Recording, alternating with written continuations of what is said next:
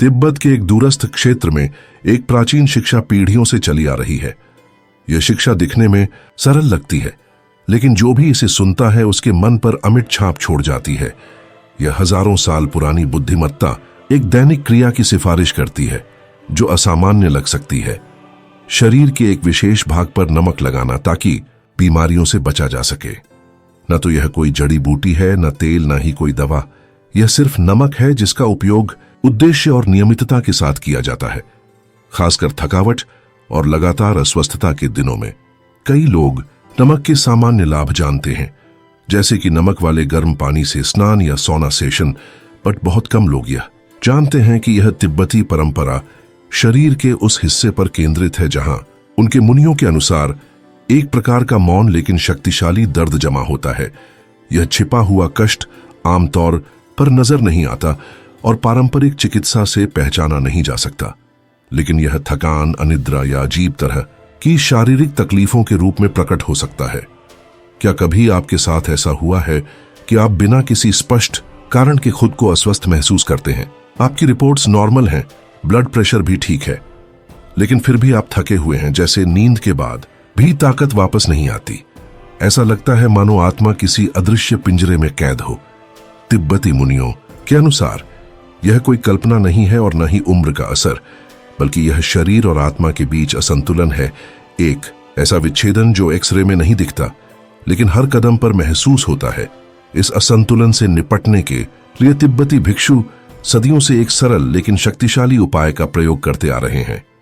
यह कोई सामान्य रस्म नहीं, बल्कि एक सच्चा उपचार और सुरक्षा का साधन है। उनका मानना है कि मानव शरीर सिर्फ मांसपेशियों और हड्डियों का समूह नहीं है। उसमें 4 मूल तत्व रहते हैं: जल, वायु, अग्नि और पृथ्वी। जब इनका संतुलन बिगड़ता है तब बेचैनी, चिंता और घूमता हुआ दर्द उत्पन्न होता है। इस जुड़ाव को फिर से स्थापित करना बहुत जरूरी है।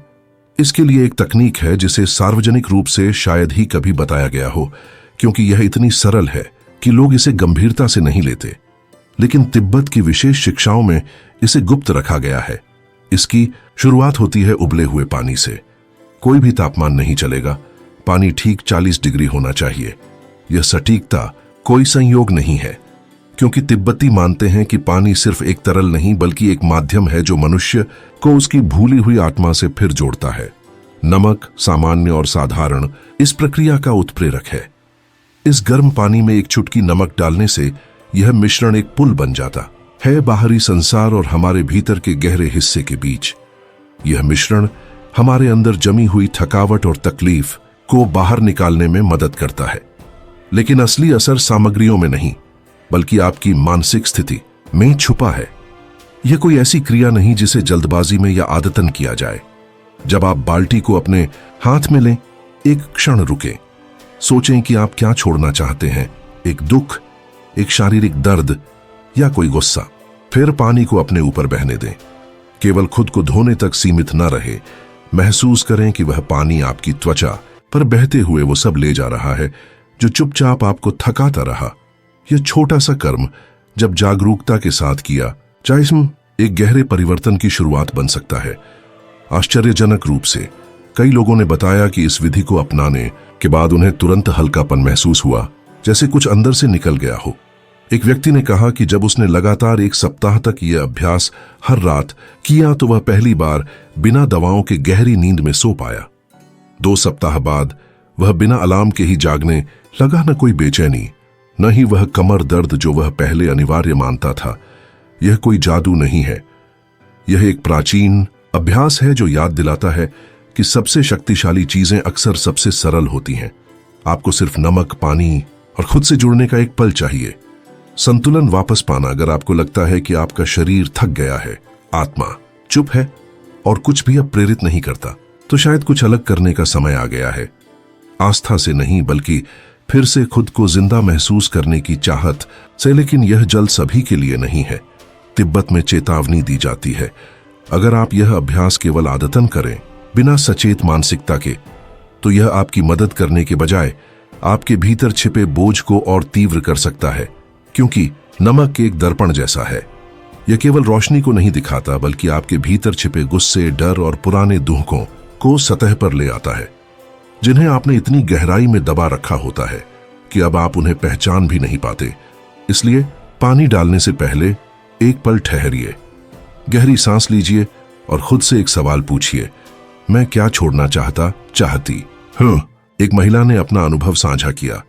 उसने कहा कि यह अभ्यास करने के बाद वह फूट फूट कर रो पड़ी, न दुख से न डर से, बल्कि इसलिए क्योंकि कई वर्षों बाद पहली बार उसे लगा कि वह किसी चीज से मुक्त हो रही है, जैसे कोई उसे भीतर से गले लगा रहा हो, जैसे आखिरकार उसे खुद को जीने की अनुमति मिल रही हो, बिना जरूरत से ज्यादा अपेक्षाओं के, बिना किसी भूमिका के, केवल एक इंसान के रूप में।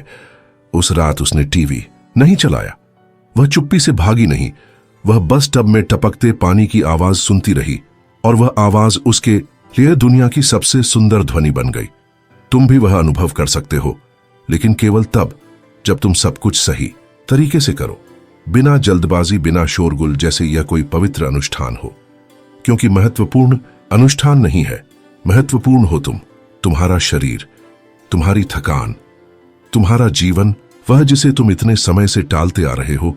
शुरुआत ऐसे करो, केवल उबला हुआ पानी उपयोग करो। तिब्बत में माना जाता है कि कच्चे पानी में दूसरों की ऊर्जा की स्मृतियां होती हैं। उबालने से यह शुद्ध हो जाता है, उन अतीत की छापों को मिटा देता है और इसे एक खाली पृष्ठ बना देता है। तुम इसे नहीं देख सकते, लेकिन महसूस कर सकते हो।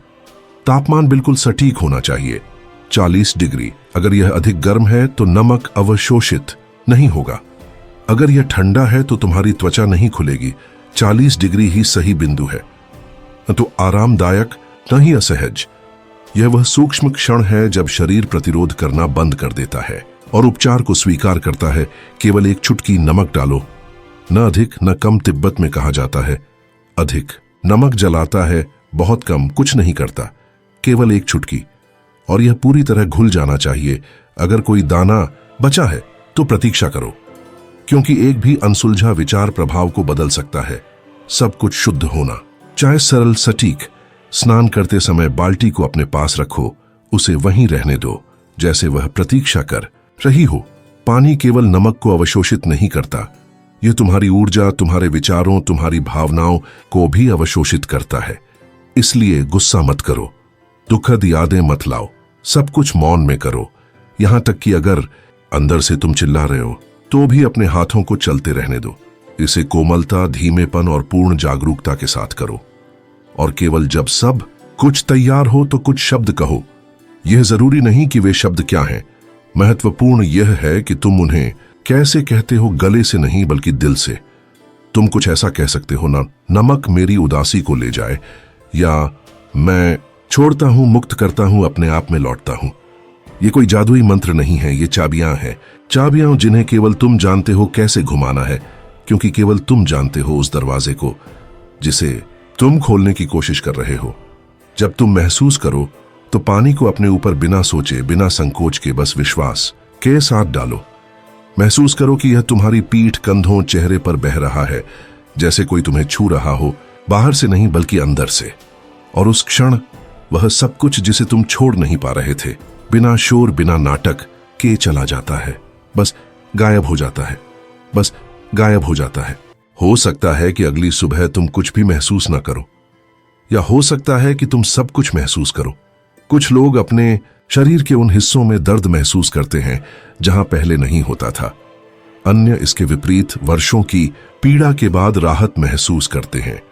और कुछ लोग बस हल्कापन महसूस करते हैं बिना किसी स्पष्ट कारण के, जैसे दुनिया थोड़ी अधिक दयालु हो गई हो और वे थोड़े अधिक स्पष्ट। लेकिन अगर तुम इस अभ्यास को लगातार 7 दिनों तक करते हो तो केवल शरीर ही नहीं बदलता, सपने भी बदलते हैं। वे अधिक गहरे, अधिक स्पष्ट हो जाते हैं, प्रतीक प्रकट होते हैं। पानी, पत्थर, बुजुर्ग, कुछ पात्र आते हैं, अन्य बस चुपचाप देखते हैं। लेकिन सभी सपनों में एक ही भावना होती है, तुम अपने आप में लौट रहे हो। तिब्बत में माना जाता है कि शरीर केवल एक साधारण पात्र नहीं है, बल्कि एक मंदिर है जो स्मृतियों से बुना हुआ है। हर कदम, हर शब्द, हर विचार एक छाप छोड़ता है। भले ही हम इसे भूल जाएं, नकार दें या याद नहीं करना चाहें, सब कुछ हमारी त्वचा, हमारी मांसपेशियों में संग्रहित होता है। विशेष रूप से शरीर के उस हिस्से में जिसे हम शायद ही कभी नोटिस करते हैं और जिसे प्राचीन तिब्बती ग्रंथ थकावट का द्वार कहते हैं। यह गर्दन और कंधे के पीछे का क्षेत्र है। वहां वे आंसू जमा होते हैं जो तुमने नहीं बहाए, वे शब्द जो तुमने नहीं कहे, वे घाव जो तुमने निगल लिए। तुम सोचते हो कि यह केवल सिरदर्द है या खराब तकिया, लेकिन नहीं, यह वह स्थान है जो अंत तक चुप रहता है, जो शिकायत नहीं करता, लेकिन धीरे धीरे तुम्हारी आंतरिक रोशनी को बुझा देता है। और अचानक तुम हर दिन थकान के साथ जागना शुरू कर देते हो। फिर तुम याद नहीं कर पाते कि आखिरी बार कब तुमने दिल से हंसी थी, और समय के साथ तुम बस खुशी महसूस करना बंद कर देते हो। ये इसलिए नहीं कि जीवन बुरा है, बल्कि इसलिए कि तुम्हारे अंदर कुछ बंद हो गया है। यह वह चैनल है जिसे यह अभ्यास खोलने की कोशिश करता है। जब नमक वाला पानी सिर के ऊपर से गिरता है तो यह तुम्हारी गर्दन कंधों से होकर बहता है और वह सब कुछ बहा ले जाता है जो तुमने अनजाने में अपने अंदर रखा था। तिब्बती भिक्षु मानते हैं कि वहीं आत्मा आकाश से जुड़ती है, और जब वह जुड़ाव अवरुद्ध हो जाता है तो हम केवल ऊर्जा ही नहीं खोते, हम दिशा, उद्देश्य, अर्थ भी खो देते हैं। क्या तुमने कभी महसूस किया है कि तुम जी रहे हो लेकिन यह नहीं जानते कि क्यों? कि सब कुछ ठीक लग रहा है लेकिन अंदर से तुम खाली महसूस करते हो। तुम मुस्कुराते हो, खाते हो, सोते हो, लेकिन कुछ मेल नहीं खाता। यह है अपनी आत्मा से संपर्क खो देना, और कोई बातचीत या गोली इसे ठीक नहीं कर सकती जब तक कि वह चैनल न खुले, और यह अपने आप नहीं खुलेगा। यह प्रतीक्षा करता है कि तुम पहल करो। इसलिए यह अभ्यास इतना शक्तिशाली है। यह केवल शरीर के लिए नहीं है, यह आत्मा के लिए एक पवित्र कार्य है। यह जैसे खुद से कहना है, मैं तैयार हूं यह याद करने के लिए कि मैं कौन हूं। वह नहीं जो मैं आवश्यकता या दर्द के कारण बन गया, बल्कि वह जो मैं हमेशा से था, मुखौटों के पीछे, डर के पीछे, उस स्थान पर जहां मेरी सच्चाई निवास करती है। एक 71 वर्षीय व्यक्ति ने साझा किया कि कैसे उसने वर्षों की अकेलेपन के बाद यह अभ्यास शुरू किया। उसकी पत्नी का निधन हो गया था, उसके बच्चे चले गए थे और वह लगभग बोलना बंद कर चुका था। वह केवल अस्तित्व में था। कुछ समय तक वह जैसे एक लूप में जी रहा था। सब कुछ धुंधला था और एक बिंदु पर वह यहां तक कि गंधों को महसूस करने की क्षमता भी खो बैठा। डॉक्टर कारण नहीं ढूंढ पाए, लेकिन एक दिन एक पुरानी किताब को पलटते हुए उसने एक विशेष पानी के बारे में पढ़ा। अधिक आशा के बिना और विश्वास से अधिक निराशा में उसने इसे आजमाने का निर्णय लिया। और तीसरे दिन जब वह जागा, कुछ बदल गया था। बारिश की खुशबू ने उसे घेर लिया। वह रो पड़ा, दुख से नहीं बल्कि पहचान से। वह जीवित था। वह केवल अस्तित्व में नहीं था, वह फिर से जी रहा था। क्योंकि जब तुम पानी की महक को फिर से महसूस करते हो तो इसका मतलब है कि तुम्हारे भीतर कुछ लौट रहा है। यही होता है जब साधारण चीजें ध्यान से की जाती हैं, मजबूरी से नहीं, बल्कि इसलिए कि तुम्हारे भीतर कुछ गहरा उन्हें चाहता है, भले ही तुम्हें पता ना हो क्यों। पानी और नमक कोई जादू नहीं है, वे तुम्हारे शरीर और आत्मा को याद दिलाने वाले साधन हैं कि तुम अब भी यहां हो, कि तुम्हें भुलाया नहीं गया, कि तुम फिर से शुरू कर सकते हो। पहले सचेत श्वास से, पहली बूंद से, पहले सच्चे संपर्क से, अपने आप से। इसीलिए तिब्बत में ये प्रथाएं एक बार नहीं की जाती, इन्हें चक्रों में दोहराया जाता है। 7 दिन, 21 दिन, यहां तक कि 42 दिन। लेकिन कभी कभी एक बार ही काफी होती है उस भीतरी परत को तोड़ने के लिए, वह जो पत्थर सी लगती थी, और तुम्हारे भीतर का जल फिर से बहने देने के लिए। तुम्हें अंधविश्वास में विश्वास करने की जरूरत नहीं, तुम्हें किसी को कुछ साबित करने की जरूरत नहीं। बस एक बार आजमाओ, चुपचाप, पूरी उपस्थिति के साथ, जैसे यह कोई प्राचीन अनुष्ठान हो, क्योंकि यह है भी, लेकिन कोई बाहरी नहीं, एक आंतरिक अनुष्ठान। और अगर उस अभ्यास के दौरान तुम्हें उंगलियों में झंझनाहट महसूस हो, गर्दन पर कोई गर्माहट, या बस एक ऐसी शांति जो तुमने लंबे समय से महसूस नहीं की, तो डरना मत। वह तुम हो, असली तुम, जागते हुए।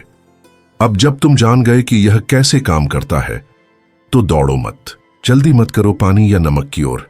दोहराने की हड़बड़ी में मत लगो, रुको, खुद को सुनो, सांस लो। अपने शरीर को सुधारने के लिए नहीं बल्कि समझने के लिए देखो, क्योंकि इस क्रिया का असली अर्थ उसकी शक्ल नहीं, उसकी गहराई में है, खुद से फिर से जुड़ने में। शरीर सिर्फ एक खोल नहीं है, यह तुम्हारी सबसे अंतरंग डायरी है। इसमें सब दर्ज है, हर खुशी, हर घाव, हर वह चुप्पी जहां तुम चिल्लाना चाहते थे।